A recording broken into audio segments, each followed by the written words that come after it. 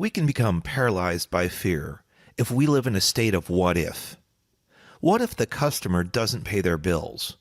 What if my coworkers don't like my response? What if I make the wrong decision? What if, what if, what if?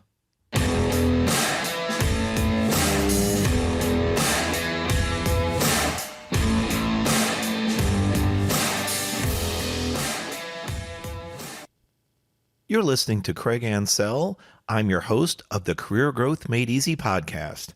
Welcome to episode 28, Worrying About What If.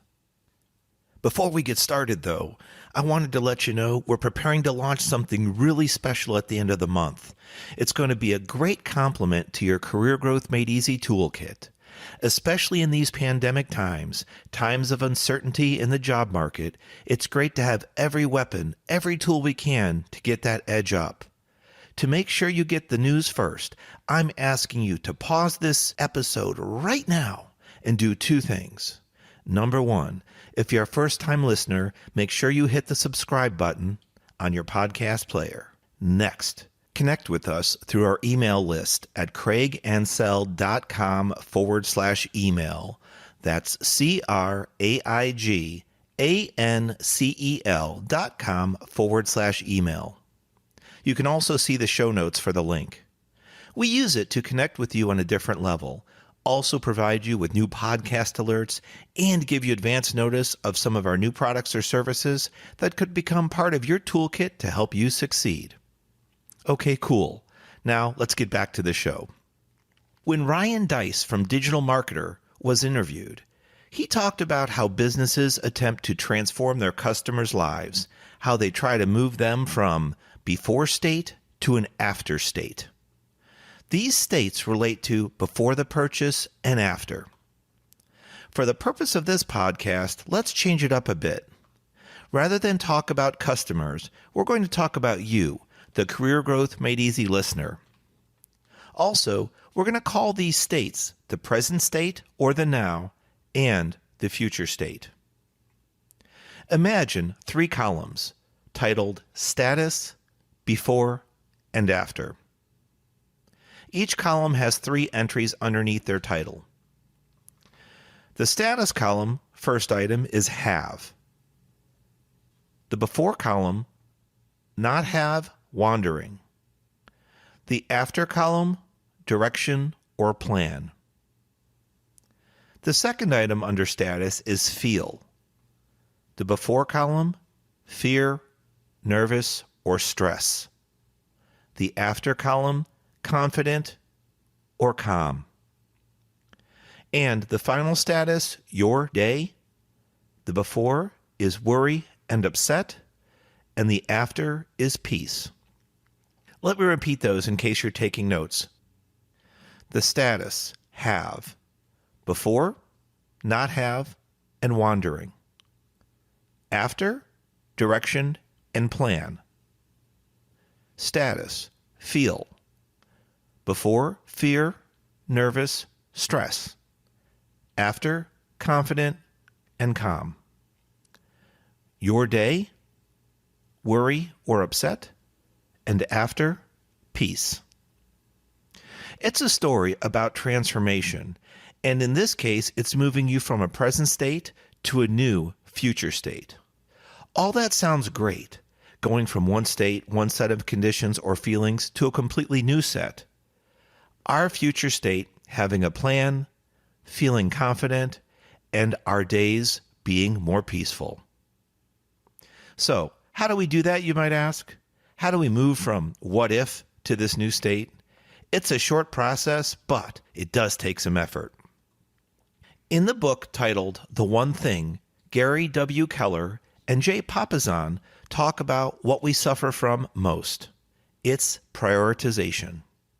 By the way, you might have recognized one of the author's names, Keller, Gary W. Keller.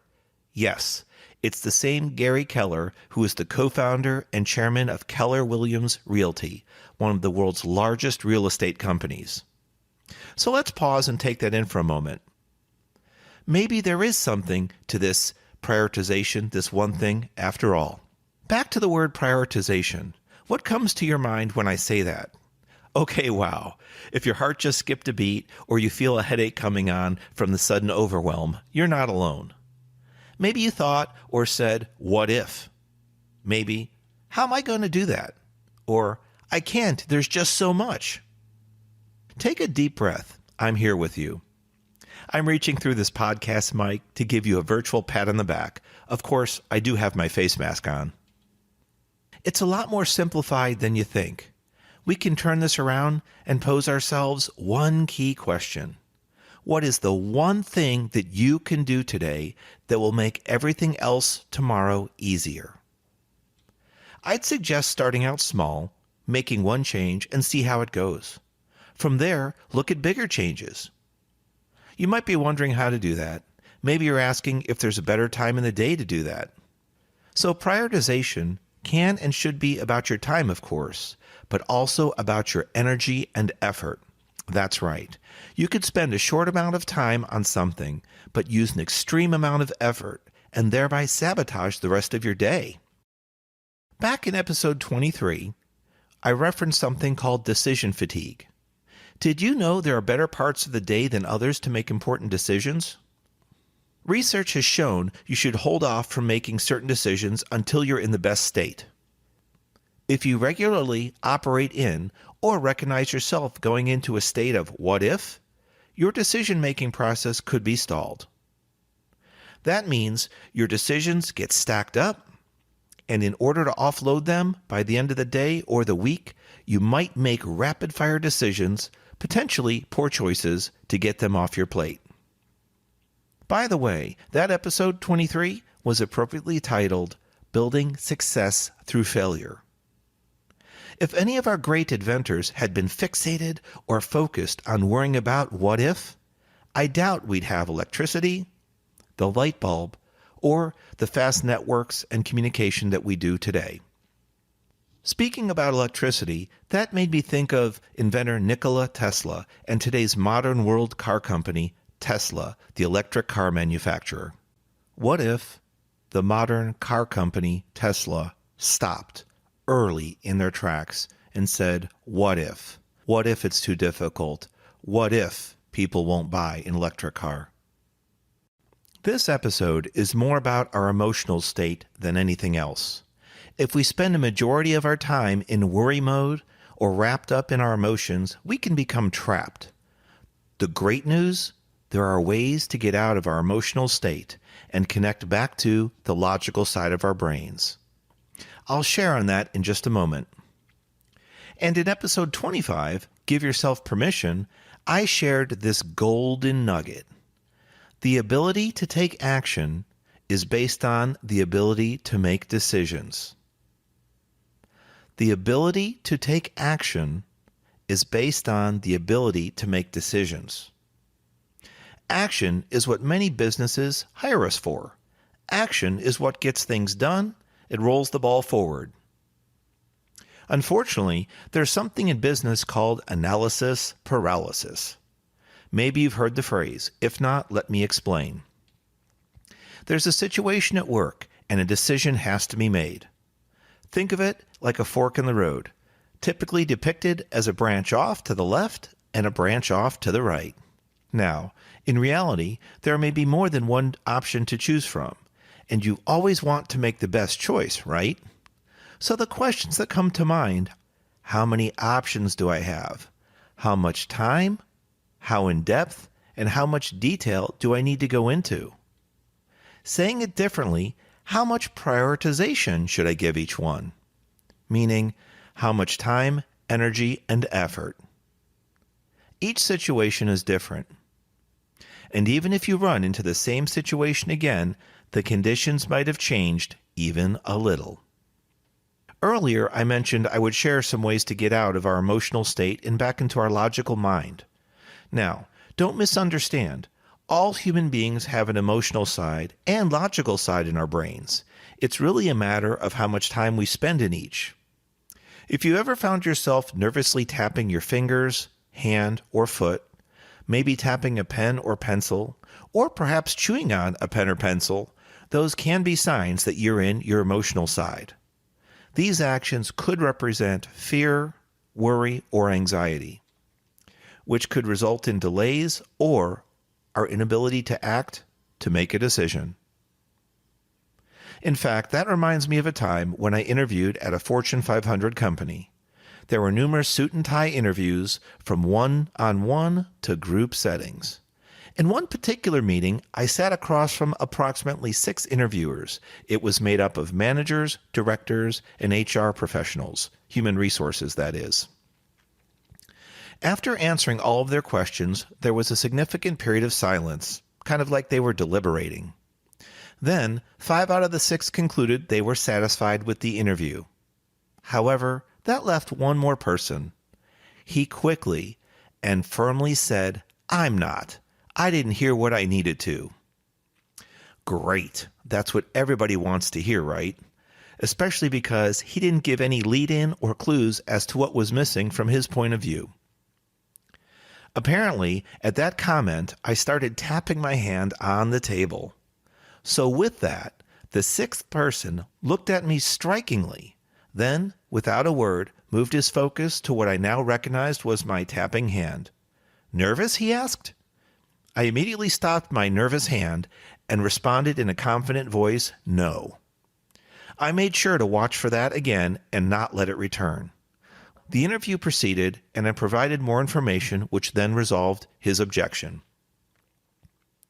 Coaches, counselors, doctors, and even those on TV, in the movies, and on radio have used at least one of the following tips to help them move from emotional state to logical.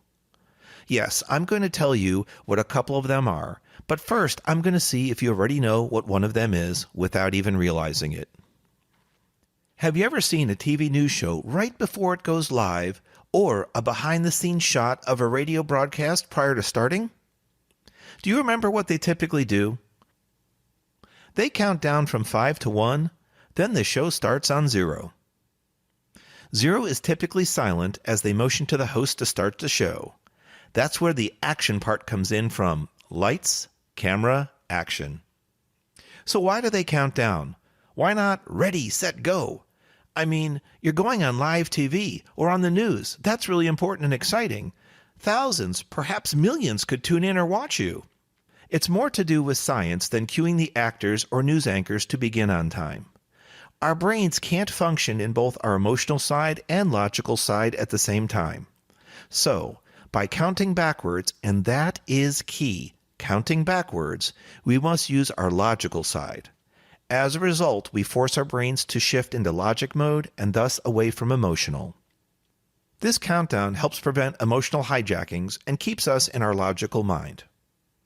If you noticed earlier, I said counting backwards is key. So why not just count from 1 to 5 or 1 to 10?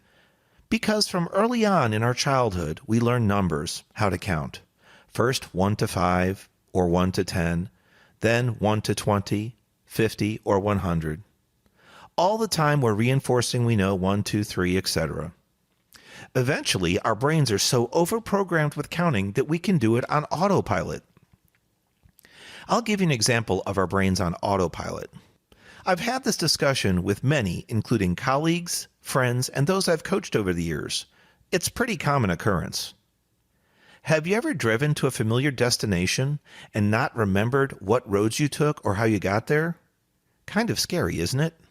This is most likely to happen on routine journeys, those that you take often, such as to and from work, school, perhaps church, or regular event attendances. Let's look at it the opposite way. If you're on the way to a regular destination and you encounter a detour, road closed, accident scene, or construction, you're very unlikely to be in or remain in autopilot mode. In fact, I remember this happening to me quite some time ago. I was on the way to work and suddenly found myself aggressively applying the brakes on my car. I guess the car in front of me slowed down early while they were approaching the stoplight, and I had to react. In summary, to assist you with moving from the emotional side of your brain to the logical, use the count backward approach. Once you've done that, it should help you back out of what if and into what next.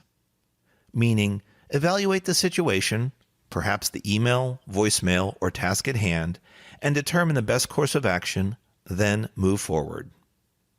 You can always seek support from someone on your team. This is called a peer check. Hey Barry, I'd like a quick peer check on something. I've got this situation and I'm planning to handle it this way. Do you understand the situation the same way I do and agree with my plan? Or, hi, I received this customer communication and intend to respond as follows.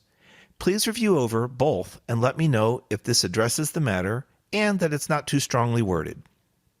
In these two cases, it can be natural to feel funny or uneasy to ask for help or a peer check. After you do it a couple times, you'll become more comfortable. As you see the differences in recommendations from your colleagues, you might be able to level up your game just a little. That can give you a confidence boost, and in turn, you might be able to offer other colleagues a peer check from time to time. Just getting someone else's point of view or opinion can get us out of a stuck state. It can get us out of a what-if mindset. We've covered so much great stuff here, let's do a recap. How you can transform from the emotional mindset of what if to the actionable mindset of what's next. The importance of prioritizing your time, energy, and effort. Watching out for and being aware of decision fatigue. The ability to take action is based on the ability to make decisions. And moving out of an emotional state to a logical one. I see here, looking over my notes, that reminds me, I think I owe you a few more tips on shifting from an emotional state back to a logical one. By the way, they're not mine, just some techniques and information I picked up along the way. I'm not a doctor, so if you need medical assistance or counseling, rather than following these steps, please seek it appropriately. We've already covered counting backwards. The next one is the deep breath approach. When you recognize or feel an overwhelming emotional state coming on, you can try this. Pause what you're doing and slowly inhale as deeply as you can through your nose. Then slowly blow out through your slightly open mouth. It's a trigger mechanism to get your body to get out of sync with the current state and do a reboot, if you will. I'm a computer guy, so I like to use that term. The final one also uses breathing, but it's slightly different. Inhale slowly, but as deeply as you can, then hold. Then release out of your mouth, similar to the first. These two breathing exercises are meant to break the body's natural rhythm or state. It signals an interruption to the current state and can help you get back to a logical frame of mind. Remember to subscribe to this podcast and go over to craigansell.com/email right now. You can type that into your internet browser or click the links in the show notes. We are preparing to launch something really special at the end of the month. It's going to be a great complement to your Career Growth Made Easy toolkit. In today's world, there's so much uncertainty in the job market, you should use every tool available so you can get an edge up on the competition and turn what if into what's next. P.S. We've had a flood of new listeners and email subscribers come in recently. If that's you, please let me give you a sincere and hearty thank you. The more people that connect to us, the more people we can help. If you have a particular career challenge or fork in the road that you need help navigating, please reach out to me directly. I'm here to help. You can reply to any of our emails and they'll get forwarded over to me, or you can email me directly at craig@craigansell.com. That's craig@craigansell.com. I wish you peace, health, and happiness. You can find us on social media at Craig Ansell for LinkedIn, Facebook, and Instagram. We'll talk to you next week.